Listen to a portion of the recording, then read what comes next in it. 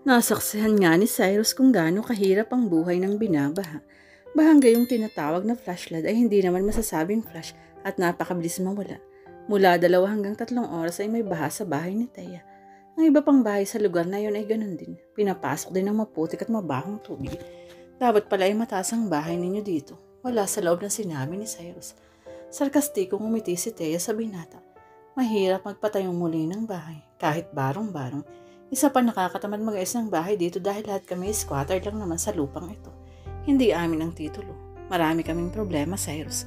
Pero itong baha yung lagi na lamang kaming hinaharas para mapali sa lupang ito.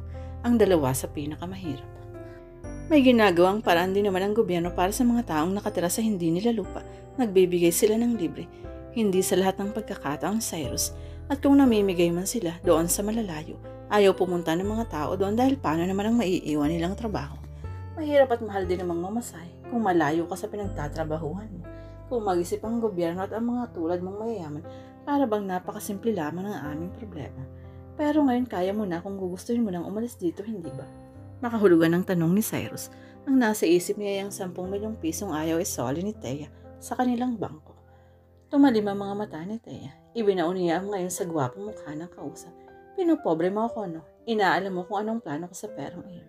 Ayaw mo isauli sa amin eh. Ano nga ba? Galit na tumalikod si Thea. Wala akong planong sabihin sa iyo.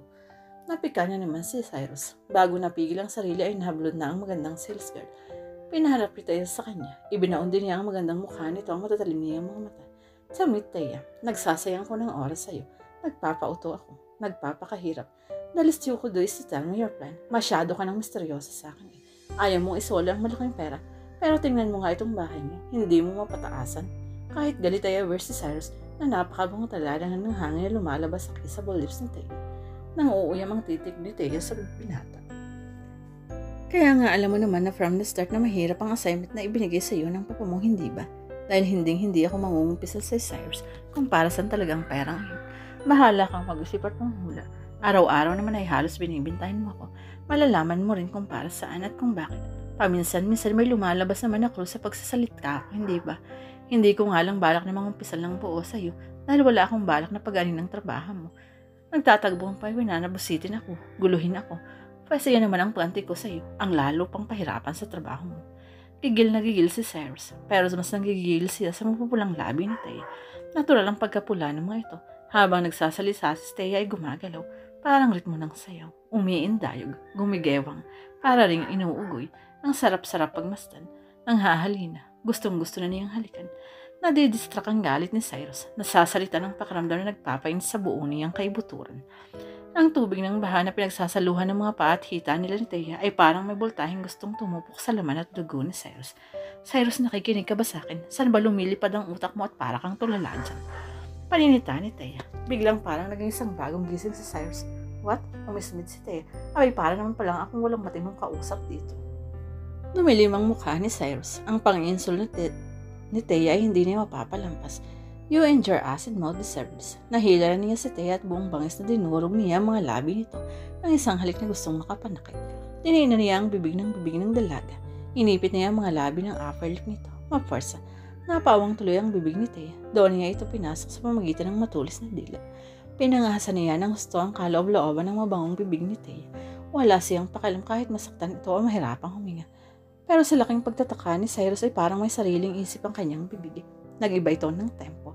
Paunti-unting naging masuyo, maamo, hanggang sa nagiging tila isang instrumento ito ng pagpapahayag ng isang nag-aapoy na paghangad. Mahigpit na niyang yakap ang mayamang katawan ni Thea. Ang matayog nitong dibdib ay nararamdaman ng kanyang balat. Ang kanyang mga kamay na nakalapat sa likod ng dalaga ay tumutulak pa sa katawan nito padiin sa kanyang sariling katawan. Napapaungol si Cyrus sa kasiyahan dahil tinutumbasan ni Thea ng ganun ding tempo ang kanyang ginagawa. Ito'y tumatanggap at nagbibigay na rin.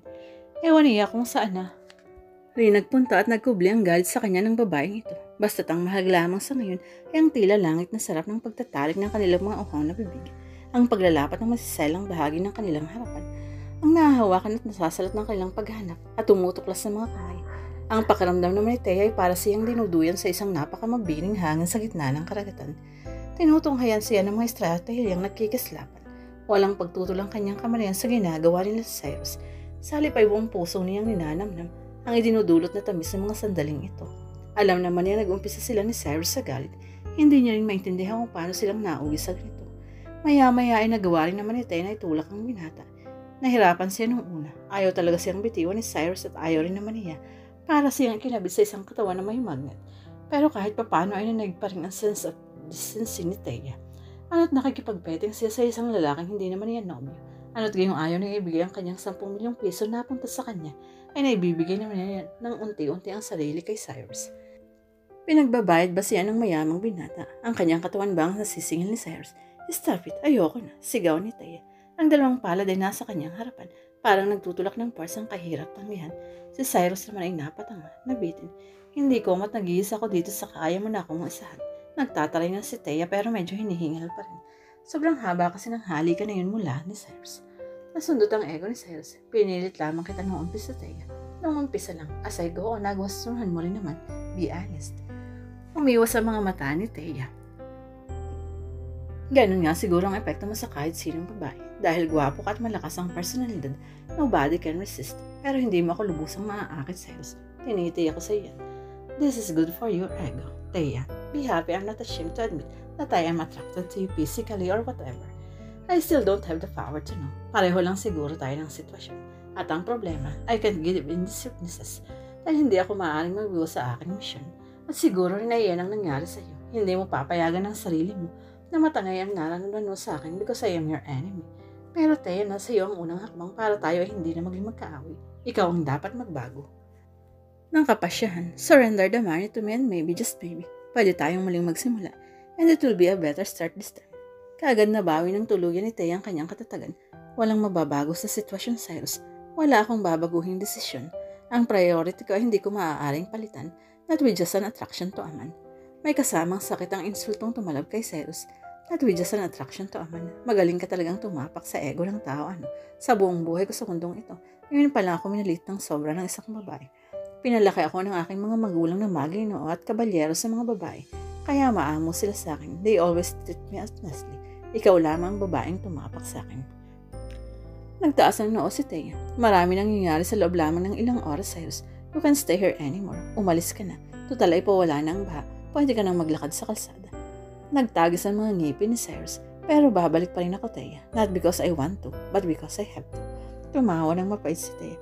Ayan, patas na naman tayo. Hinaya mo na rin ako. Ipinagdiinan mong napipilitan ka lang pumarito. Ako hindi dahil sa trabaho mo. Nung kang maliligaw kasi sinusumpang lugar namin na binabaha at mabaho. Ay naku, Cyrus, kung minsan ay gusto ko na rin maawa sa iyo. Isinadla ka ng ama mo sa isang kalagayan na pati ang consistency mo ay hindi mo na kayang hawakan. Or sure consistency sa bagay na ito, Cyrus. Inamin mo sa akin na attracted ka sa akin pero sinasabi mo rin na pumaparito ka lang not because you want to, but because you have to. Mabuti pa ay aminin mo lang sa father mo na nahihirapan ka sa assignment na ito at palitan ka na lang ng ibang tao ng inyong kumpanya. Umasim ang mukha ni Cyrus. Hindi ako musuko sa anumang trabahong binibigay sa akin, Taya. Hindi magugustuhan ng ama ko na umayaw ako ng walang magandang resulta. Ito ay importanteng pagsubok na kailangan kong malusutan.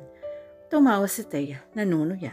Ipipilit pa rin kaya ng papa mo na ikaw ang gagawa nito kahit aminin mo sa kanya na na-attract ka sa akin. Pustahan matataranta ang father mo kapag ipinagtapat mo sa kanya iyon. Nightmare syempre sa kanya yung posibilidad na baka matuluyan kapag may love sa isang babaeng ayaw magsauli ng 10 milyong piso. Huwag mo akong turuan ang dapat gawin, Taya. Hindi ko kailangan ikumpisa lang lahat kung nararamdaman sa aking ama. Ang bottom line ay ang resulta ng trabaho at kahit gaano pa ito kahirap, I intend to succeed. Matigas ang deklarasyon ng binata. At nakapana itong lumabas ng bahay ni Taya. Bit-bit ang mamahaling sapatos dahil may konti parang baha sa kalsada. Sinundan ito ng tingin ni Taya. Hindi niya napigil ang humanga ng tahimik sa maskuladong binti ni Cyrus. At maganda rin ang kapal ng mga balahibo sa mga legs nito.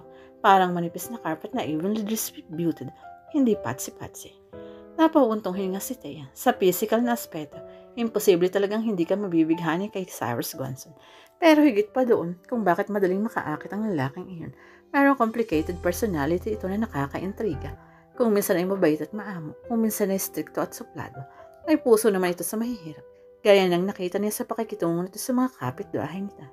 Pero may lumilitaw din talaga ang kakaibang antas ng pamumuhay nito sa kanila sa mga pananalita nito at kilos.